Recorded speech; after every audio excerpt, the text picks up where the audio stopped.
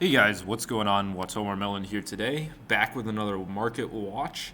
Not a long one, but there's a lot to talk about despite the fact that it won't be very long, so hopefully you guys do enjoy. The first thing I wanted to show was something you guys might not know about. The premium or the world premiere pack in Japan debuted, I think, last Friday, maybe 2 Fridays ago. And so every year in the world premiere pack, they put a new prismatic secret rare in Japan, which is essentially a Starlight Rare here in the West. And each year they pick like a kind of iconic vintage card to put in this prismatic secret rare. And this year they chose to do all 5 pieces of Exodia, which is pretty insane. I don't know of any recent sets that have something that looks like this. So, specifically with Exodia. So this is a really nice premium option. As you can see, pretty expensive from this seller, although I'll show you a better seller that you can buy from. Looks beautiful. The prismatic is insane. The reason I picked this listing is because, it just looks better than the other listings. They got a good lighting on it. I'll leave a link to my eBay affiliate link, so if you ever buy anything from eBay, if you click this link first and then buy within 24 hours, doesn't matter what it is, I will get a portion of it, so I appreciate that. But really beautiful cards. Here's a better listing, just because it's cheaper, $260, and this probably will continue to go down as time progresses, but still very, very awesome. Next up, we have something, I've been collecting my sort of vintage cards a little bit recently, and this is a card that is dirt cheap and I think looks beautiful. One of the great things about the name change from Magic Ruler to Spell Ruler is you're not getting like a 2010 or 2017 reprint when you buy Magic Ruler, because it was only ever printed in 2002 and maybe a little bit of 2003. So you're getting a vintage card. None of these new school reprints. You can see that you can get a mod play for $1. I mean, this actually isn't that bad as a binder copy, and it looks crazy. I love how it looks. And then you go to lightly played. You can get them for $3.50, which isn't bad at all. Then you go up to near mint. You're going to be able to get one for under $5. Well, I guess with shipping it's about $6, but still a very, very nice card to be able to pick up for that cheap. If you go to first edition, this isn't actually as bad as I would have thought. $86 for a vintage first edition secret rare out of Magic Ruler. Not the worst thing in the world, and this card looks beautiful. I know it's not actually a good card. It never was, so it's not as iconic, but I really, really like how this card looks.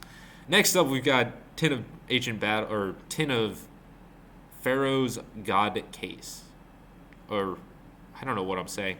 Tin of the Pharaoh's Gods. There we go. But anyways, Pot of Prosperity sitting atop the set. I mean, this is a playable card. I'm not going to really talk much about it. Still looks pretty cool, but the main things I wanted to talk about are, as you can probably guess, first you have Dark Magician Girl. Let's click on that. Let's see how she's doing. Yeah, you can find a lightly played for $25, a bunch of unverified sellers, and then it gets up to $30. I mean, no one's really opening this set. I still wouldn't buy this early, because unless you have a plan or a play immediately available to flip it, it's, I don't think, worth it. Looks really nice, but I don't know how I feel about this card. I know I have a Japanese friend, or not friend, but like collector friend, and he was actually asking me about these cards because the ultra rares in Japan are super, super expensive. So going after what I think is a better looking version, is pretty palatable for most Japanese buyers. So if we go back, this will probably be the most expensive one. I also think it's a pretty good artwork. The Blue Eyes White Dragon, on the other hand, let me open this up in a new tab. Blue Eyes White Dragon, I like the artwork, but I don't think it's the best. You can see it's already starting to come down a little bit. You can find them for $18 and some change. Not too bad. Pretty cool looking card, as I said. Not my favorite. And then Red Eyes, I think, actually looks really, really nice. This is the one I'm most excited to pick up. I'm not a huge fan of Dark Magician Girl, to be honest. I don't think it's bad, but I'm not really a collector of that card. And people are willing to pay huge premiums on the card. I don't really care for that. so I won't. But Red Eyes Black Dragon has a really nice artwork. I think it's by far the best of the three in terms of artwork. It's the least popular of the three, but you can pick them up for $13. It's just when you see this for $13 and then you can pick up a Ghost Rare for like 80 out of Ghost from the past two. I don't know. You kind of have to do a little thinking on it, but I imagine this will be something you can get for probably like $8 in no time. You just need more of these tins to be opened, but who knows? I could be wrong about that. And then the other one I wanted to talk about is Ash Blossom, because this is a card that, historically, if you look at the versions of the card, it's been expensive for a long time. Every single version is obviously playable, but there's this Prismatic Secret Rare that looks better than basically every version of it available. I guess you could argue the Maximum Crisis, although Maximum Crisis is the first print, so First Ed Secret, it's always going to be better. But, it's not too bad, although they seem to really be trying to make it more available. You can get the commons, see the market price of 14. There's also the structure deck, Legend of the Crystal Beast. I don't know why I can't speak. And that's going to obviously put a coolant on sort of how hot this card has been. But, this is a card you might want to pick up because of how nice it looks. It's definitely the second best. And for some people, it's even better than the original Secret Rare in terms of aesthetics. So I think it's a pretty decent card, decent pickup at 17. Although, speculating on modern stuff has never gone well for anybody. Just kidding, but, you got to be careful there. So Book of Lunar Eclipse, Starlight Rare, is one that I have always thought looks really, really nice. You can see it's starting to sort of hit the rock bottom. You can look at the one-year trend. It has only really gone down, and it's starting to level off a little bit, but you can see other periods where it leveled off a bit, and then it just continued to drop. These Starlight Rares, I think there are too many Starlight Rares out there for people to really care about every individual one, so naturally some of them are going to fall out. This is one that I think looks really, really nice. I've said it before, I'll say it again. You got to pick up the cards that you want to get and the ones that really have meaning to you. And for me, this is a card that, above almost all the other Starlight Rares, I think it looks the best. So this is one that I've been eyeing. I'm just hoping that it's going to continue to go down and I'll be able to pick up more of them. I just have one right now. I guess we can skip to another Starlight Rare that has really dug its heels in at over $600. You can see there was, I don't know what happened there, but its market price has really been going down, although if you look at the available listings, it looks like there was a buyout recently. Yeah, you can see that people have really been picking these up recently.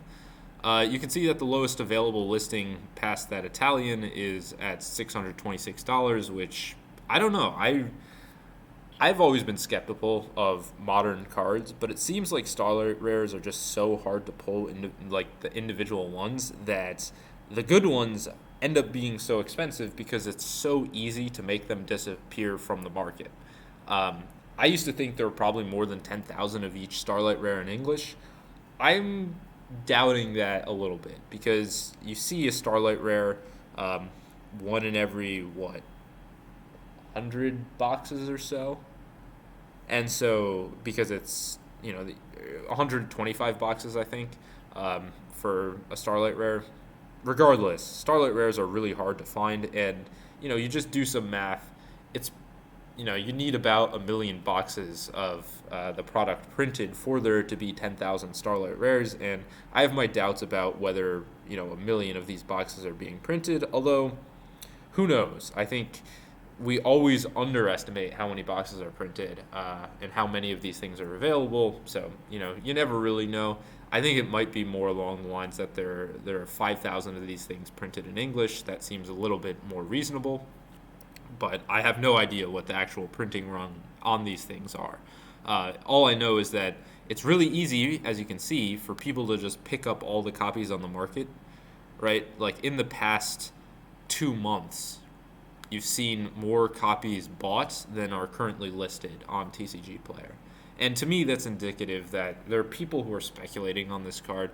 I'm a little hesitant even now with these Starlight Rares, especially because there's going to be no condition rarity on this thing. You pick it up, it's essentially going to be available in mint condition forever because people are taking much better care of their cards now. And so there's not that aspect of condition rarity where it's hard to get, a near mint or mint copy. So who knows what the future trajectory of this card is, but, it's one I'm not picking up, but it's a beautiful card, and, to each their own. So next up, we have Chaos Emperor Dragon Collector Rare. This is one that, as you can see, look at yearly, really has just gone down and down. I really like how this card looks. This, to me, has some sentimental value because Toon Chaos, I didn't get in just as Toon Chaos was releasing. I got in, months before that. But for me, this is like the modern set that sort of was most important to me when I was getting back into the trading card game. And so Toon Chaos, to me, holds some sentimental value. I really like Collector Rares. It was the first set to debut Collector Rares. But the Collector Rares are not doing too hot. I think this is a product of the novelty of Collector Rares have it's gone down quite a bit. And also, these Collector Rares don't have the same quality of foiling as modern or more recent Collector Rares. And then also, there's just too much stuff to collect in modern. Not all of it can be expensive. And that's why I'm a little hesitant about these Starlight Rares. It's just not everything can hold this sort of these price points at hundreds and hundreds of dollars. It's just there's too much of this modern stuff for these price points to hold forever, and some stuff has to give, and we're starting to see some of it give, and then other stuff that's a little more difficult to get your hands on. Well, it's not difficult to get your hands on, but there's just less of it out there. People are really hoarding, and there are people with binder pages full of these cards in mint condition. So who knows what will end up happening. Back to a little vintage, we have Mirror Force from Metal Raiders. This is a card that you can get it for $300, near mint first edition from Laughing Coffin, although I've had bad experiences with this seller. Today, I bought a card, I think it was a 1,000 Dragon, that was supposed to be in either lightly played or near mint condition. It was just completely bent in half, basically. Probably heavy play damage condition. I sent them pictures of it, and they were like, well, it was lightly played or near mint when we sent it off, so, we can't refund you. So I actually left them a nice negative feedback, so we'll see what happens there. But just, I don't know. $300 from Laughing Coffin doesn't really make... I'd rather buy from Team Emerald City than, Laughing Coffin, so who knows. Finally, to round it out, we have United We Stand, the blue miscellaneous promotional card. So this is from the stay-at-home promotion. This is the first one they ever released. I want to emphasize that, people have been going more after the Blue Eyes alternative, but for me, United We Stand, it's actually a harder card to get because there are fewer of them printed.